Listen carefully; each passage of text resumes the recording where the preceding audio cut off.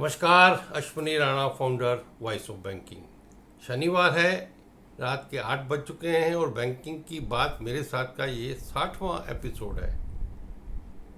आज इस एपिसोड में जिन विषयों पे बात करेंगे उसमें 1 अगस्त से शुरू होगा CKYC, गोल्ड लोन में हो रही गड़बड़ियाँ, फ्रॉड्स और बैंकों में, पब्लिक सेक्टर बैंकों में लॉकर्स में जो थेफ्ट है वो 25-26 में 0% रहा और एक बहुत बड़ा फ्रॉड केस बैंकों का सामने आया है। और अंत में बात करेंगे पेंशनर्स की अपडेशन के बारे में, जो सुप्रीम कोर्ट में तारीख थी उसमें क्या रहा।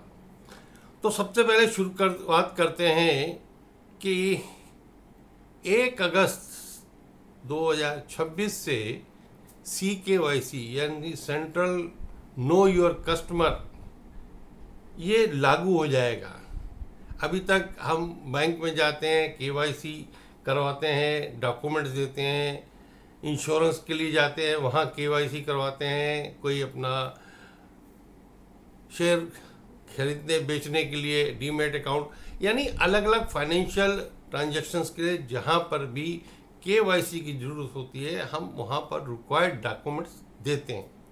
लेकिन ये सेंट्रल KYC जो शुरू हो जाएगा तो सबके लिए एक 14 डिजिट का ID क्रिएट हो जाएगा और उस ID को आप जो बैंक में आपके है वो किसी भी फाइनेंशियल ट्रांजैक्शन या किसी को ज़रूरत है KYC की तो वो आप नंबर दे सकते हैं।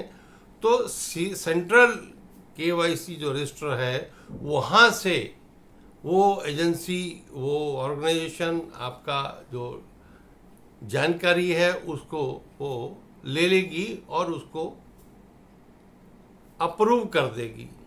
तो आपका झंझट ख़त्म कि हर बार अलग जगह पर KYC के लिए डॉक्यूमेंट देना, इसका झंझट ख़त्म हो जाएगा। बैंकों ने लगभग वो बहुत बड़े स्केल पर काम कर लिया है कि आपके जो सेंट्रल KYC का जो ID है वो क्रिएट हो गया है। हालांकि ये काम चल रहा है लेकिन अभी तक इसमें बहुत सारी दिक्कतें आ रही थी, बहुत सारा डाटा अपलोड नहीं था, इसलिए अब रिजर्व बैंक का कहना है कि 1 अगस्त से इसको लागू कर दिया जाएगा। तो ये एक बहुत अच्छी खबर उन लोगों के लिए जिनको बार अलग अलग जगह KYC के लिए डॉक्यूमेंट्स देने पड़ते हैं। बात करेंगे कि आजकल गोल्ड यानी आज पूरी चर्चा में है क्योंकि गोल्ड की कीमतें आसमान छू रही हैं। वहीं बैंकों में जो गोल्ड लोन है उसमें तरह तरह के फ्रॉड हो रहे हैं। कहीं फेक गोल्ड लोन जो है वो दिए जा रहे हैं, कहीं नकली सोना देकर लोन लिया जा रहा है, कहीं बैंकों से जो गोल्ड लोन के पैकेट्स हैं वही जो है चोरी हो जाते हैं। अभी रिसेंटली केस एक 11.64 करोड़ का आया है तमिलनाडु का बैंक का, कि जिसमें 60 से ज़्यादा कस्टमर के नाम पर जो है वो फेक लोन ले लिया गया, फेक गोल्ड के साथ। अब इसके लिए एक सीधा सरकार को चाहिए, रिजर्व बैंक को चाहिए कि ये जो हर ब्रांच में गोल्ड लोन है इसको ख़त्म कर देना चाहिए। स्पेशलाइज्ड ब्रांचेस हों, गोल्ड लोन जहाँ मिले और वो सिर्फ गोल्ड लोन का बिजनेस करें, पब्लिक सेक्टर हो या प्राइवेट सेक्टर हो। तो वहाँ पर एक तो जो गोल्ड की जेन्युइननेस के लिए स्कैनर्स लगाए जा सकते हैं और जो डिपेंडेंसी ख़त्म हो जाती है वैल्यूअर की कि वो वैल्यूअर उसकी क्या वैल्यू करता है, फिर वहाँ पर प्रॉपर डॉक्यूमेंटेशन हो सकता है, वहाँ प्रॉपर सिक्योरिटी हो सकती है गोल्ड की, और उसमें भी नए तरीके से लॉकर की तरह गोल्ड को रखा जा सकता है कि एक चाबी कस्टमर के पास हो और एक बैंक के पास हो।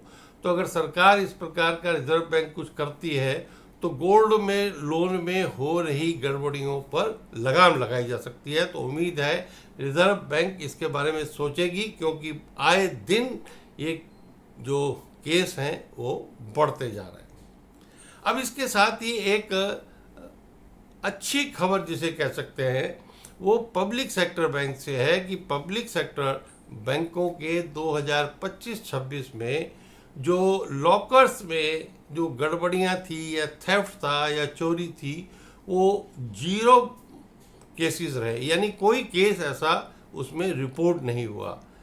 तो उससे पहले हर साल कुछ ना कुछ केस रिपोर्ट होते थे, हालांकि उसके अंदर भी बहुत कुछ बैंकों ने किया है अभी बहुत, और उसके अंदर जो है रिफॉर्म्स करने की ज़रूरत है ताकि लोगों का जो पैसा है लॉकर्स में वो सुरक्षित रहे, लोगों को एक सिक्योर लगे कि हाँ मैंने बैंक के लॉकर में जो पैसा रखा है वो सुरक्षित है।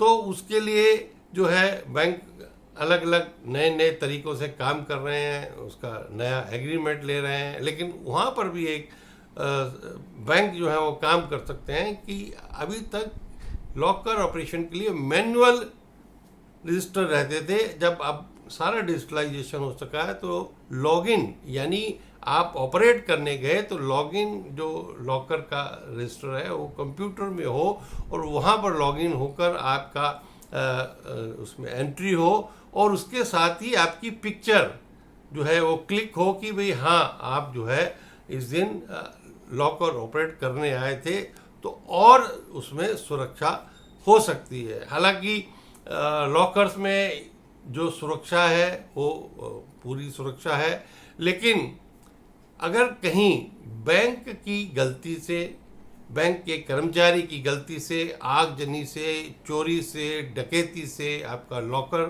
का सामान अगर खराब हो जाता है, लॉकर टूट जाता है, तो आपको आपका जो लॉकर रेंट है साल का उसका 100 टाइम्स आपको उसका क्लेम मिल सकता है, उससे ज़्यादा नहीं है। लेकिन फिर भी लॉकर सुरक्षित है और ये रिपोर्ट एक बताती है कि कोई इस तरह की घटना जो है पब्लिक सेक्टर बैंकों में पिछले साल में नहीं हुई है।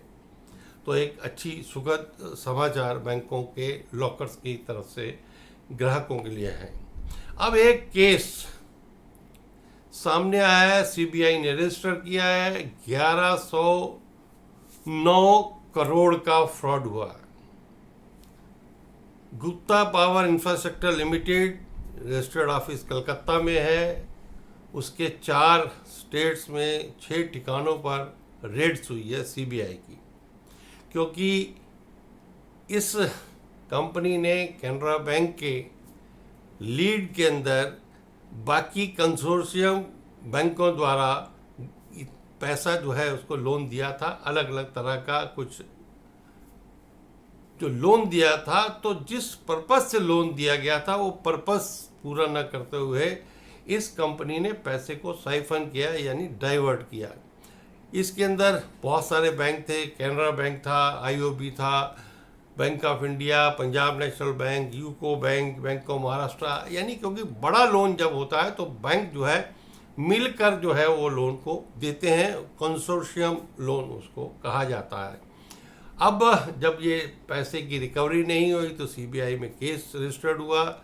अब सीबीआई उसकी जांच भी कर रही है और देख रही है कि किसकी गलती है, और एनसीएलटीएल में भी वो केस जो है वो रिकवरी के लिए डल गया। लेकिन देखने की बात है कि इतना बड़ा लोन, इतने बड़े बैंक, इतना वहाँ पर ड्यू डिलिजेंस और इतना फॉलोअप, उसके बाद भी इस प्रकार का फ्रॉड क्यों होता है।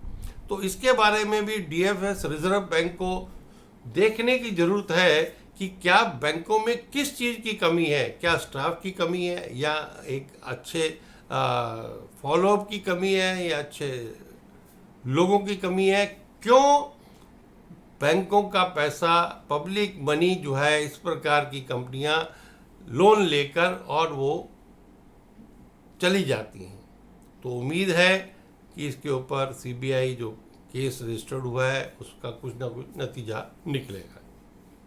अब एक अच्छा समाचार, सुखद समाचार बैंक पेंशनर के लिए भी है। 22 तारीख को बैंक पेंशनर का जो पेंशन अपडेशन का सुप्रीम कोर्ट में एमसी सिंगला के नाम से केस चल रहा है, उसकी तारीख थी। ये एक अच्छी बात है, काफ़ी समय से जो सुप्रीम कोर्ट का जो बेंच है जो इस केस की सुनवाई कर रही है वो फेवरेबल और पॉजिटिव है और वो समझ रही है कि बैंक पेंशनर्स का जो अपडेशन है वो होना चाहिए, उनके साथ जस्टिस नहीं हो रहा, और वो पूरी तरीके से उसको सुनवाई कर रही है। या इस बार भी 2-2.5 घंटे की जो सुनवाई है सुप्रीम कोर्ट की उस बेंच ने की है। लेकिन आईबीए उसके अंदर एक रोड़ा अटकाने का काम कर रहा है। आईबीए के जो एडवोकेट्स हैं वो उसको किसी ना किसी तरह केस को घुमाने की कोशिश कर रहे हैं, और इस बार भी उन्होंने जो है ये प्ली ली कि अगर इनको बैक डेट से दे दिया जाता है तो एक बहुत बड़ा खर्चा, लगभग 95,000 करोड़ का जो है वो बोझ अतिरिक्त बैंकों पर आ जाएगा। यानी एक फर्जी तरीके से गुमराह कोर्ट को करने की कोशिश कर रहे हैं, लेकिन कोर्ट इस तरह से इनकी बातों में आने वाला नहीं है। और उन्होंने और भी कुछ जानकारियां मांगी हैं, जो कि अगली तारीख 12 अगस्त को फिर से सुनवाई होगी, और उम्मीद एक जगी है कि आने वाले समय में बैंक पेंशनर्स को एक अच्छी खबर मिल सकती है। तो आज की बैंकिंग की बात में इतना ही। मिलेंगे अगले शनिवार, तब तक के लिए नमस्कार।